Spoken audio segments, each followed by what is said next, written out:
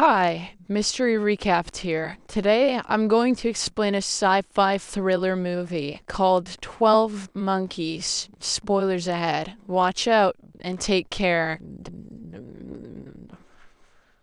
The movie opens in 2035 as a prisoner named James Cole wakes up in a cell after the warden yelled out his name. It is revealed that in 1996, a group known as the 12 Monkeys released a deadly virus which wiped out almost all of humanity. In the present day, human survivors live beneath the surface under the leadership of a group of scientists while wild animals wander outside. Currently, James has been chosen for a special mission because of his great memory and observation skills. He is to go back in time to 1996 with the help of a machine that they are currently working on. Once there, James has to find the source of the virus outbreak and collect samples of insects that the scientists will use to create a vaccine. If he's successful, they'll reduce his sentence and help humanity return to the surface. However, James is accidentally teleported to Philadelphia in 1990, where he is captured by the police. Psychiatrist Catherine Rayleigh is then called to the police station, where she finds James chained to the floor. Between the time travel and the beating he's taken from the cops, James's mind isn't exactly clear, so he tries his best to explain that he needs to gather information for an emergency. When he mentions 1996, the psychiatrist corrects him and says it's 1990, meaning the time machine glitched. Catherine patiently hears what he has to say, but cannot comprehend anything. Therefore, she assumes James is mentally ill and takes him to an asylum. There, another patient named Jeffrey gives him a tour of the facility while continuously ranting against the system, corporations, and how humans are destroying the planet. Later, James is taken to see the psychiatrists, and he tries his best to tell them about the virus and the 12 monkeys. The doctors obviously don't believe him, so James says he can prove it with a phone call. However, when he tries the number that the scientists gave him, it's picked up by a mother from a normal household. He realizes that since this is 1990 and not 1996, that number doesn't connect to the proper answering machine yet. The next day, Jeffrey joins James in the common room where the patients watch a news story about a scientist carrying out experiments on animals. They both agree it is cruel, and James says that humanity deserves to be destroyed after all. His crazy friend is shocked, but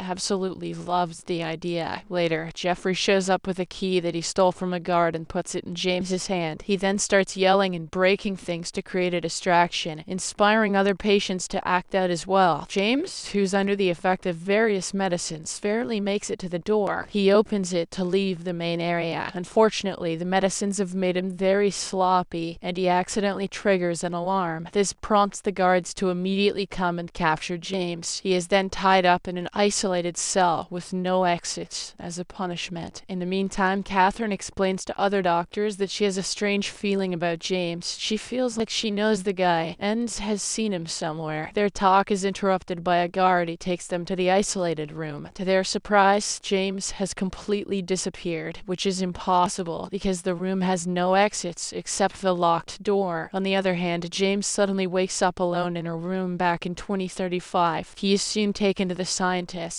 who play a distorted recording of a woman talking about an army of 12 monkeys. James explains he didn't send that message because he was teleported to the wrong year, but the scientists have no interest in his story and show him a bunch of old pictures. Among them, James recognizes a photo of Jeffrey taken at a rally organized by the 12 monkeys. In the next scene, James is sent back in time so he can gather all the necessary information correctly this time around. Unfortunately, he shows up in the middle of a battle in World War I. He sees his cellmate from 2035, Jose, in the battlefield too. Before James can gather his wits, he is suddenly shot in the leg. He cries out in pain, which triggers yet another jump in time. James is then teleported to 1996 outside a public hall in Baltimore. Inside, Catherine is giving a presentation on a mad soldier from World War I who believed he was a time traveler. She is talking about Jose and has even written a book about patients with such illness. office. After her speech, she is approached by a red-haired man who introduces himself as Dr. Peters. Unbeknownst to her, he works as a lab assistant for Jeffrey's father, the renowned scientist, Dr. Leland. Peters says that humanity's destruction of the environment is the real insanity plaguing the world. After the bizarre conversation, Catherine walks to her car where she is jumped on by James. He apologizes for sneaking up like this, but lies that he has a gun on him. He then forces her to drive him to Philadelphia, as he has some important business there. A few hours later, the duo stops for a breather at a hotel. There, the news shows James as a wanted fugitive in suspicion of kidnapping. He is still holding Catherine hostage by pretending to have a gun, so he once again forces her to hit the road, and they eventually make it to Philadelphia. They then drive around the city until James sees a wall with a 12 Monkeys graffiti on it. Curious, he begins following it, while a reluctant Catherine follows him. At this moment, they are confronted by a hobo with a peculiar, raspy voice. He tells them that nobody can hide because they are tracking the duo thanks to devices hidden in their teeth. Although the hobo sounds ominous, the two completely ignore him and keep following the graffiti. They eventually reach an abandoned theater, which has become a hideout for the homeless guys. Two freaks even attack them, but thanks to James's quick thinking, they manage to escape. On their way out of the building, they snatch a gun from the hobo they saw earlier. As the two are running away, James recognizes a pig statue from the pictures shown by the scientists. The building that has the statue is actually the headquarters of the FAA, or Freedom for Animals Association. They then go inside, and James asks the people about the 12 monkeys while threatening them with his gun. He remembers the scientists showing him a picture of the group's rally, where Jeffrey was also present. So he asks them about Jeffrey, and they admit that they used to work with him. However, when he became an extremist in favor of guerrilla tactics, they cut all ties with him. Jeffrey formed a new group called the 12 Monkeys. After that, they also reveal that his father, Dr. Leland, is a famous virologist who experiments on animals. Following this, James grabs an address book from the FAA and forces Catherine to drive him to Leland's mansion. On the way, she sees him struggle and stops the car for a while. Catherine then takes care of the wound he got during the war and removes the bullet. When they reach the mansion, James puts her in the car's boot and goes in alone. In the house, Leland is giving a speech for his dinner guests while Jeffrey pretends to be a well-behaved son. A guard suddenly tells the young man that they found a strange person in the parking lot who claims to know him. This makes Jeffrey curious, and he goes to take a look outside. When he learns that it's James, he pretends not to know him. However, he quickly changes his mind when the latter mentions 12 monkeys. The duo then heads to a room for privacy, where James asks for some virus samples. Upon hearing this, Jeffrey believes that his asylum partner wants to spread it to destroy humanity. However, James quickly makes his intentions clear by attacking him and holding him over the edge of the railing. The guards immediately intervene, but the time traveler manages to run away in the nick of time. Later, he lets Catherine out of the trunk, and she attacks him in frustration. She then tries to contact the police who are nearby, but James once again runs away. He soon reaches a lake, where he vanishes into thin air. In the next scene, James wakes up in 2035 and finds the scientists singing a song for him, with a beautiful painting behind them. Since he has found the origin of the virus, they promise that he can leave as soon as he's feeling better. However, all the hopping around in time has taken its toll on James. He snaps, starts laughing like a maniac, and eventually concludes that he's insane. This forces the scientists to inject him with a sedative. Moments later, James wakes up in his cell and hears a raspy voice, which sounds familiar to the hobo he met earlier. The voice reveals that James's real wish is to see the sky, the ocean, and to be with her. Back in 1996, Catherine receives a call from a detective who explains the bullet from James's wound has been analyzed. The ballistic reports indicate it was fired sometime before 1920. This freaks Catherine out, so she rushes to check her research on the World War I soldier who proclaimed to be from the future. In one of the photos from that era, she finds a hazy image of James, and finally believes his story. She then remembers Jeffrey Goins, a patient at the mental asylum in Philadelphia where James was also admitted in 1990. Jeffrey used to continuously talk about bringing down the system and ending human cruelty on animals. Catherine does some digging and learns that she's actually the son of Dr. Leland Goins. So she calls the virologist and informs him that his son might steal the virus. Leland promises to look into the matter and asks his assistant, Dr. Peters, to upgrade their security measures. Elsewhere, in 2035, James tries to convince the scientists to send him back to 1996. They give him a pop quiz about the virus, making him list all of the locations in chronology in which it appeared. James passes it without issue and is eventually sent back to 1996. Meanwhile, Catherine is outside the FAA, trying to find a way in. She meets the activist group, who reveal that they're still working with Jeffrey, and he's their leader. At this moment, James also shows up and immediately tells Catherine that he wants to surrender because he's accepted.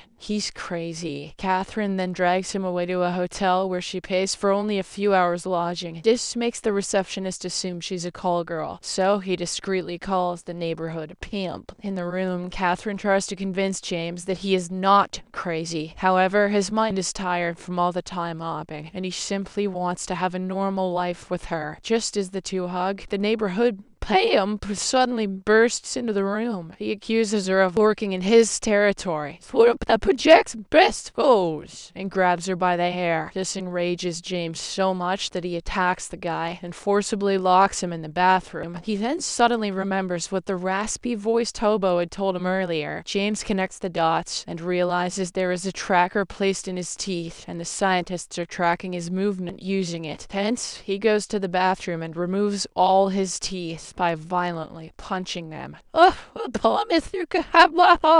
Once he's done, the two leave the hotel and run away from there. At this point, Catherine is sure James is from the future, but she still wants to check whether there is actually a risk of a virus outbreak, so she excuses herself for a while and gets into a payphone booth away from James. She calls the number he tried back in 1990 and leaves a vague message about an army of 12 monkeys. However, when the person on the other side says that they are a carpet cleaning company, she gets relieved. If the threat of the virus outbreak was real, the phone would have been picked up by someone who knew about the time traveler. Catherine then returns back to James and reveals that she checked the number. To her surprise, he correctly repeats her message word by word. It's because her message about Army of 12 Monkeys in a scrambled voice was played to him by the 2035 scientists before he made his second visit. It is now clear to them that the outbreak is real and that they can do nothing to stop it. So they decide to head to Florida Keys to spend their last days before the plague with each other. Catherine then buys some new clothes and wigs to disguise them from the cops. Later, on their way to the airport, their taxi gets stuck in a traffic jam. The driver mentions that it is caused by some organization that has freed all the animals from zoos across the city. He then plays the radio, which reports that a scientist's son is behind this chaos. Furthermore, this crazy guy has locked up his dad in a zoo cage. Upon hearing this, it finally dawns on the duo that the 12 Monkeys' real mission was simply protesting animal abuse and wasn't related to the virus that Dr. Leland had created. Nonetheless, they decide to continue with their trip to the Florida Keys. At the airport, the police are handing out copies of James's picture to all the employees. When the two arrive, James realizes this is the place from his recurring dream. Catherine then goes to get the tickets, while he uses a payphone to send another message to the scientists. He tells them it wasn't the 12 monkeys who released the virus, and that he doesn't want to return back to 2035. Afterward, James goes to the bathroom to fix his mustache, where he is suddenly confronted by Jose. The latter confirms the scientists got the new message and hands him a gun. He now has to shoot a man with red hair and a metallic briefcase that contains the vials of the deadly virus. If James fails to cooperate with the mission, Jose will be forced to shoot Catherine. The time traveler is certainly enraged by the order, but he has no choice but to agree. Meanwhile, at the newsstand, Catherine notices a newspaper picture of Dr. Leland in his lab. Standing by his side is his assistant, Dr. Peters, the same red-headed man who had confronted her in Baltimore. To her surprise, she bumps into Dr. Peters at the airport, who has a strange-looking metal suitcase. He reveals that he is traveling to all the major cities across the globe on work purposes. Upon hearing this, Catherine finally connects the dots and runs to James. She tells him everything and warns warns him about the impending danger. James immediately springs into action and whips out his gun to shoot Dr. Peters. But before he can finish his mission, the cops notice him and open fire, killing him on the spot. In the final scene, an anxious Dr. Peters opens the vials during security checkup and releases the virus. He then boards the plane and takes his seat next to a woman with a glass of champagne. This woman is one of the scientists from 2035, meaning that they know who spread the virus, but she is not here to stop it from spreading. She smiles at Peters and reveals that she works for insurance, meaning that she and the other scientists intend to make money from the outbreak by controlling the manufacturing of the vaccine. This makes it clear that James was simply a pawn in their larger plan.